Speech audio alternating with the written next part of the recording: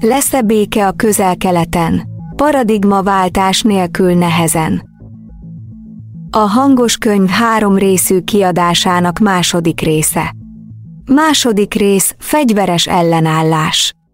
A civilek elleni támadások minden körülmények között elfogadhatatlanok és elítélendőek. Ugyanakkor a nemzetközi jog elismeri a megszállt népek jogát az ellenállásra. Fontos hangsúlyozni, hogy sokak szerint Izrael megszállóként és elnyomóként van elkönyvelve a palesztin területeken, ami a hosszantartó szembenállás egyik oka. Ez nem menti fel a bármelyik fél által elkövetett túlkapásokat és kegyetlenkedéseket, de kontextusba helyezi azokat. A következő fontos dokumentumok segíthetnek elemezni és értelmezni a nagy képet. ENSZ közgyűlés 2649-es számú határozata, 1970-ből. Ez a határozat megerősíti azon népek küzdelmének legitimációját, akik koloniális és idegen uralom alatt élnek, és akiknek joguk van az önrendelkezéshez, hogy ezt a jogot bármilyen rendelkezésre álló eszközzel visszaszerezzék. ENSZ közgyűlés 3246-os számú határozata, 1974-ből. Ez a határozat megerősíti a népeknek a koloniális és idegen uralomtól, idegen megszállástól való felszabadulásért folytatott küzdelmének legitimációját minden rendelkezésre álló eszközzel, különösen a fegyveres küzdelemmel. ENSZ közgyűlés 37/43-as számú határozata, 1982-ből.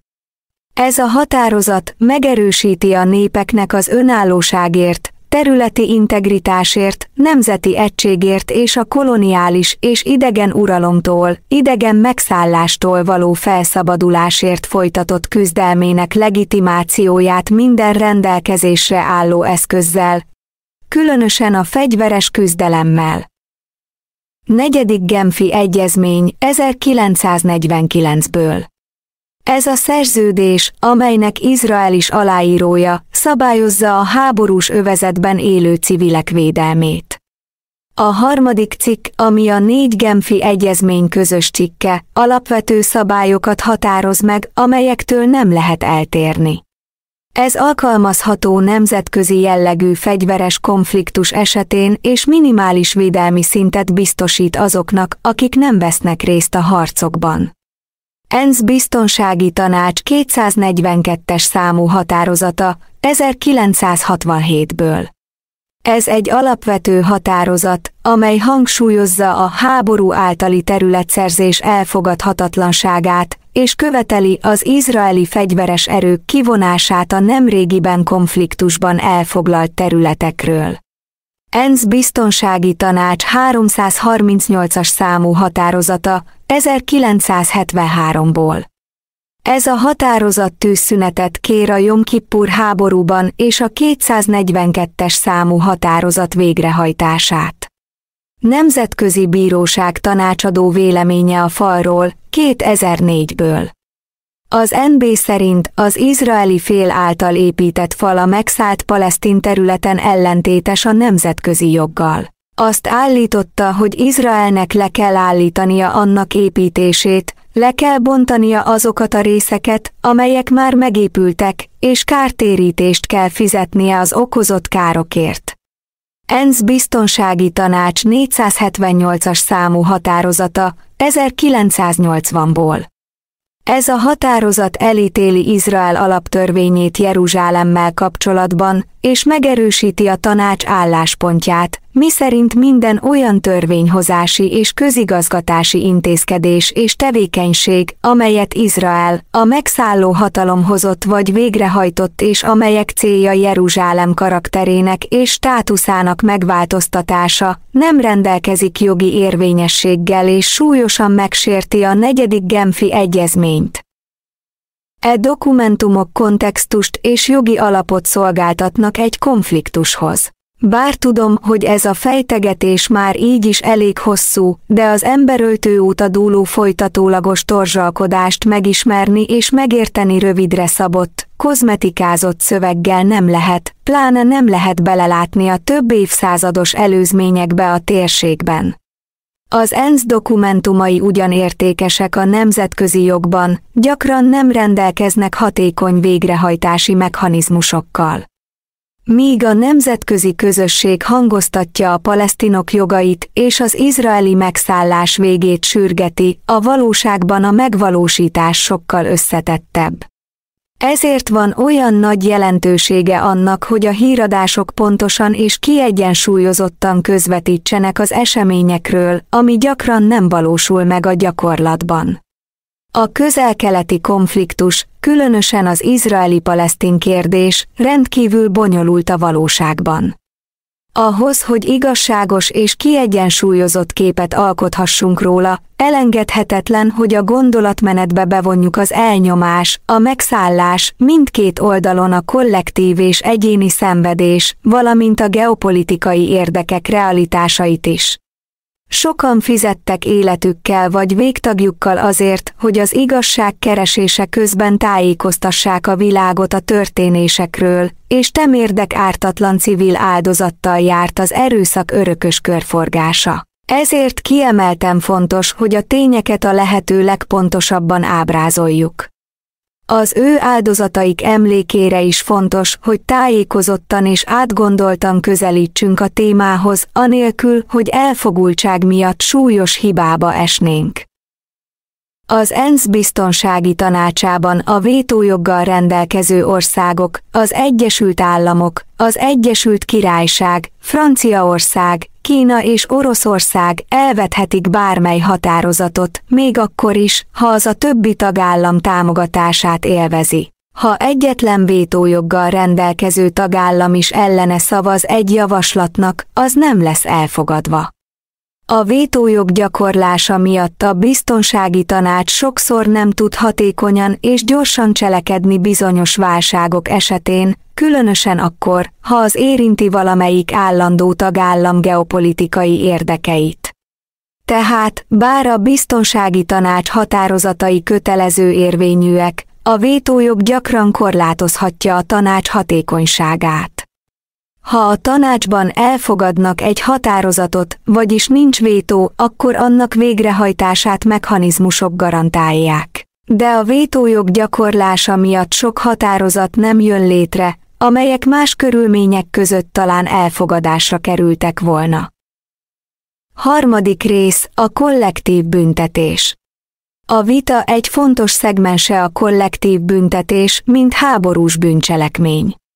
A kollektív büntetés a fegyveres konfliktus kontextus tekintetében azt jelenti, hogy egy csoportot büntetnek egy vagy több csoporttag cselekedeteiért. Ezt a nemzetközi jog tiltja, mert ellentétes azzal az elvvel, hogy az egyéneket csak saját cselekedeteikért lehet felelősségre vonni. A kollektív büntetés tilalmát több nemzetközi dokumentum is kódolja.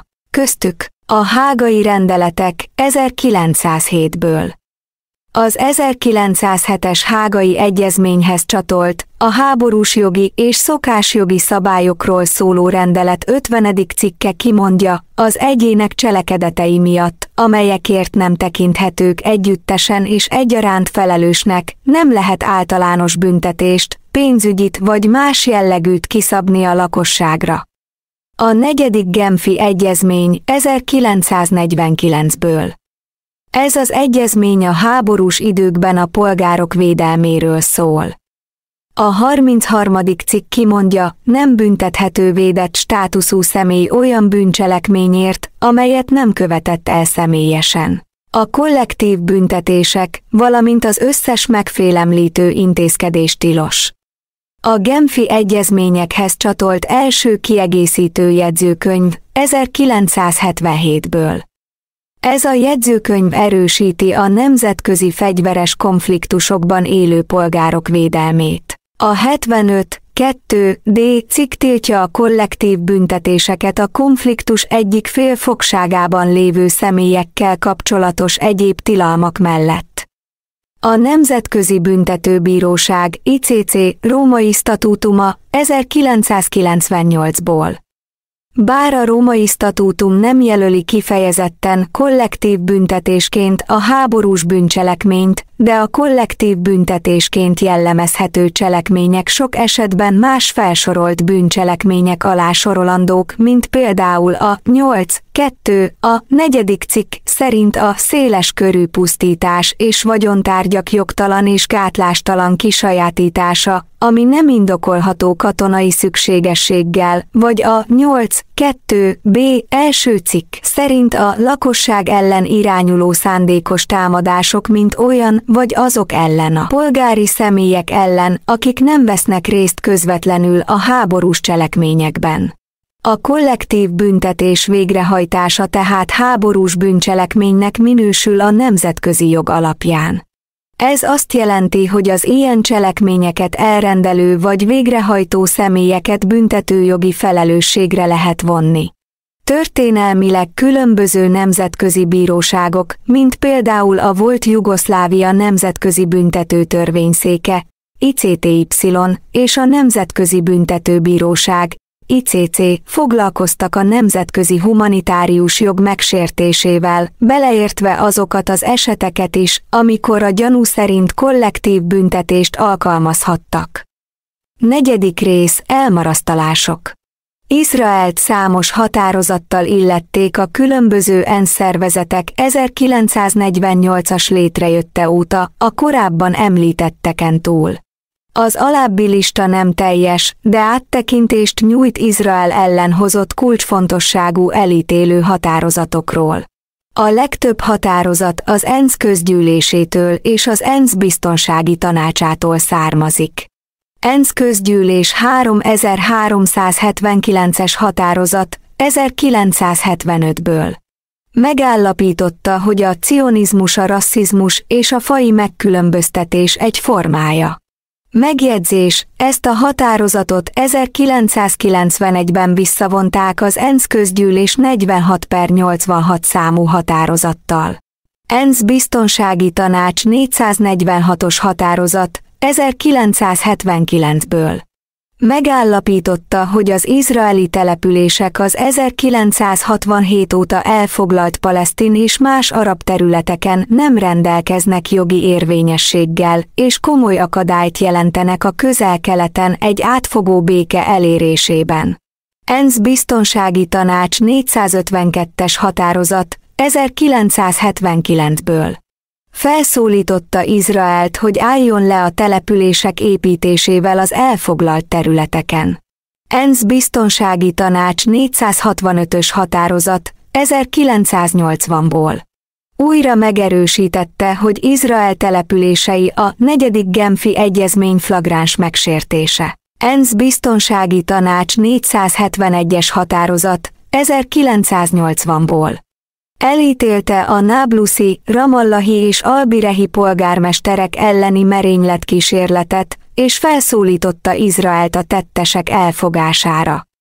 ENSZ biztonsági tanács 478-as határozat 1980-ból. A legerősebb kifejezésekkel elítélte Izraelt Jeruzsálem fővárosként való kijelentése miatt, miután az izraeli Knesset elfogadta a Jeruzsálem alaptörvényt. ENSZ biztonsági tanács 497-es határozat 1981-ből. Semmisnek és érvénytelennek nyilvánította Izrael döntését, hogy törvényeit, joghatóságát és igazgatását rákényszeríti a szíriai Golán-fennsíkra. ENSZ biztonsági tanács 904-es határozat 1994-ből. Elítélte az Ibrahimi mecsetben Hebronban egy izraeli telepes által elkövetett mészárlást, és intézkedések megtételét követelte a palesztin polgári lakosság biztonságának és védelmének garantálására az elfoglalt területen. ENSZ biztonsági tanács 1402-es határozat 2002-ből. Felszólította Izraelt, hogy vonuljon ki a második intifáda során nemrégiben elfoglalt palesztin városokból. ENSZ biztonsági tanács 1435-ös határozat 2002-ből. Megkövetelte, hogy Izrael vonuljon vissza azokra a pozíciókra, amelyeket 2000 szeptembere előtt foglalt el a második intifáda alatt. ENSZ Biztonsági Tanács 1860-as határozat 2009-ből. Azonnali tűzszünetet követelt a gázai háborúban, és azt, hogy Izrael teljesen nyissa meg a határátkelőket, hogy az érkező segítség áramolhasson. ENSZ Biztonsági Tanács 2334-es határozat 2016-ból. Kimondta, hogy az izraeli települések létrehozása az 1967 óta elfoglalt palesztin területeken, beleértve Kelet-Jeruzsálemet, nem rendelkezik jogi érvényességgel és mint olyan, flagráns, más szóval, nyilvánvaló megsértése a nemzetközi jognak. Ez a lista egyes főbb határozatokat foglalja össze. Számos más határozat is született Izraellel kapcsolatban az évek során az ENSZ különböző szerveinél. Az ENSZ Biztonsági Tanácsának több olyan esete volt, amikor Hamasszal kapcsolatos határozatokat javasoltak vagy vitattak meg. Ilyenek a következők. Egy Brazília által benyújtott határozati javaslat, amely eredetileg elítélte a Hamász által Izrael ellen elkövetett undorító terrortámadásokat, valamint az erőszakot a civilek ellen, és humanitárius tűzszünetet követelt a Gázába irányuló segélyszállítmányok számára. A határozat szövegének tárgyalása folytatódott, ami azt jelzi, hogy volt egyfajta megvitatás vagy tanácskozás az ENSZ Biztonsági Tanácsában Hamász és annak tevékenységei kapcsán. Az Egyesült Államok által előterjesztett ENSZ közgyűlési határozat elítélte a Hamász és a gázai más militáns csoportok tevékenységét, de nem nyert elfogadást az ENSZ New York-i központjában. Egy olyan eset, amikor az EU nagykövete az ENSZ-nél említett egy határozatot, amelyet ha elfogadnak, az lett volna az első közgyűlési szavazás, amely elítéli a Hamászt. Egy orosz határozati javaslat, amely elítélte az erőszakot és a terrorizmust a civilek ellen, de nem említette meg a Hamászt, elutasításra került az ENSZ Biztonsági Tanácsában. A határozatot egy olyan támadás válaszaként nyújtották be, amelyet a második világháborús náci holokauszt óta a legrosszabb zsidó mészárlásként jellemeztek, ami egy súlyos Hamászhoz köthető eseményre utal, mégis a határozat nem foglalkozott kifejezetten a Hamásszal. Ezek az esetek azt mutatják, hogy az ENSZ Biztonsági Tanácsának voltak megbeszélései és Hamásszal kapcsolatos határozati javaslatai, amelyek tükrözik a csoport és tevékenységei iránti nemzetközi hozzáállás bonyolult és árnyalt jellegét. Míg néhány határozat közvetlenül elítélte a Hamászt, addig mások kerülték a kérdést vagy nem nyertek elfogadást, ami az ENSZ Biztonsági Tanácsán belüli geopolitikai bonyodalmakat hangsúlyozza. 5. rész, cionizmus. Mivel szerepel a határozatokban és alapvetően befolyásolja az események dinamikáját, fontos szólni a cionizmusról. A cionizmus egy összetett ideológia, melynek számos aspektusa és értelmezése van. Történelmi értelemben a cionizmus egy nemzeti mozgalom, mely a zsidó nép önrendelkezési jogát és egy független zsidó állam létrehozását célozta meg a történelmi Izrael területén, melyet állítólag Isten szánt a zsidóknak. Néhány kulcsfontosságú megfontolás. Kulturális cionizmus. A cionizmusnak vannak kulturális vonatkozásai, melyek a zsidó kultúra, hagyományok és nyelv megőrzésére és fejlesztésére összpontosítanak. Ez a vonatkozás nehezen értelmezhető rasszizmusként. Politikai cionizmus. A politikai cionizmus az izraeli állam létrehozására és fenntartására összpontosít. Kritikusai gyakran ellenzik annak gyakorlati megvalósítását, különösen a palesztinok jogai és követelései tekintetében. Manapság extrém megnyilvánulások mentén szélsőjobboldali karakterisztikákkal működik Izrael állami gépezete. A rasszizmus meghatározása. A rasszizmus általában olyan nézeteket, előítéleteket vagy gyakorlatokat jelent, melyek egy adott raszt vagy etnikai csoportot alacsonyabbnak vagy kevésbé értékesnek tekintenek. A cionizmus rasszizmusként való értelmezéséhez meg kell győződni arról, hogy az alapvetően ezen alapelvek szerint működik-e. Néhány kritikus szerint az izraeli kormány és néhány cionista csoport politikája és gyakorlata elnyomják a palesztinokat, és ezt rasszizmusként értelmezik. Mások azonban úgy vélik, hogy a cionizmus nem a zsidó felsőbbrendűségen alapul, hanem a zsidó nép biztonságának és önrendelkezési jogának biztosításán. Az ENSZ közgyűlés 3379-es számú határozata, mely 1975-ben a cionizmust a rasszizmus és a faji megkülönböztetés formájaként ítélte el, sok vitát és ellentétet váltott ki nemzetközi szinten. Sokan a határozatra mint politikai motivációkból származó és nem objektív értékelésként tekintettek, és az évek során nőtt az ellenzék a határozattal szemben. A hidegháború vége felé egyre több ország vált kritikussá a határozattal kapcsolatban. A változó geopolitikai környezet, az Egyesült Államok és más nyugati országok nyomása, valamint a palesztin-izraeli béketárgyalások újrakezdésének reménye mind hozzájárult a határozat felülvizsgálatához. 1991-ben az ENSZ közgyűlése a 46/86 számú határozatban visszavonta a 3379-es határozatot. A visszavonás azt jelentette, hogy a cionizmust nem tekintették többé a rasszizmus formájának az ENSZ által, és a nemzetközi közösség változó hozzáállását tükrözte az izraeli-palesztin szembenállás és a cionizmus kérdésével kapcsolatban. Számos ország támogatja Izraelt különböző okokból, és ezek az okok nem mindig kötődnek közvetlenül Izrael belső vagy külső politikájához. Néhány lehetséges tényező a nemzetközi támogatás hátterében. Stratégiai partnerség. Izraelnek erős katonai és hírszerzési képességei vannak, és sok ország számára stratégiai partnerként szolgál a Közel-Keleten. Az Egyesült Államok például mélyen beágyazott biztonsági és hírszerzési együttműködési kapcsolatokat alakított ki Izraellel.